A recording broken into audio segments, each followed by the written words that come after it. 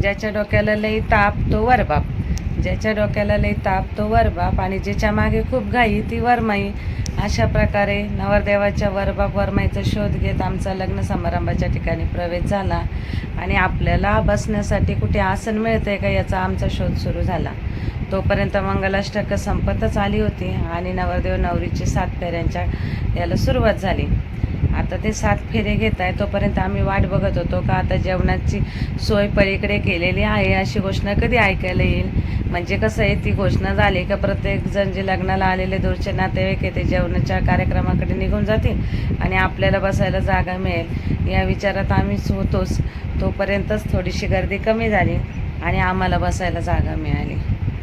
आणि आम्हाला सगळ्यांना बसायला जागा मिळाल्यानंतर आम्ही सगळे खुश झालो. चला, आणि दुपारचं लग्न म्हटलं गरमी तर खूपच, आणि त्याच्यात लेडीजचा सगळ्यात महत्त्वाचा जिव्हाळ्याचा आणि जवळचा विषय म्हणजे तू ही दागिने कुठे खरेदी केले, तिची स्त्री अलंकार आणि वस्त्र प्रावरण याची सगळ्यांची आता गप्पा सुरू झाल्या की ही पोत कुठे घेतली, ही साडी कुठे घेतली. या विषयांवर आमच्या चर्चा चालू असतानाच आमचे मुलं बघून आले की चला मम्मी आता जेवणाच्या कार्यक्रम जागेकडे, जेवणाला थोडी जागा झाली आहे तर आपण जेवायला जाऊ. मग आम्ही भोजनाचा आस्वाद घेण्यासाठी जेवणाच्या इथे आलो.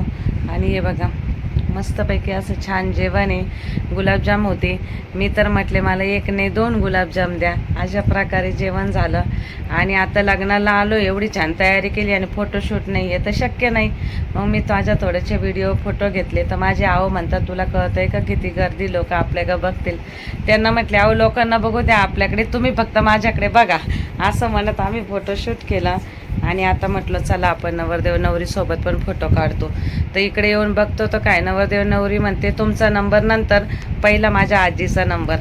मग त्यांचा आजीबरोबर फोटोशूट्स करून झाल्यावर आम्ही पण त्यांच्यासोबत फोटो घेतले.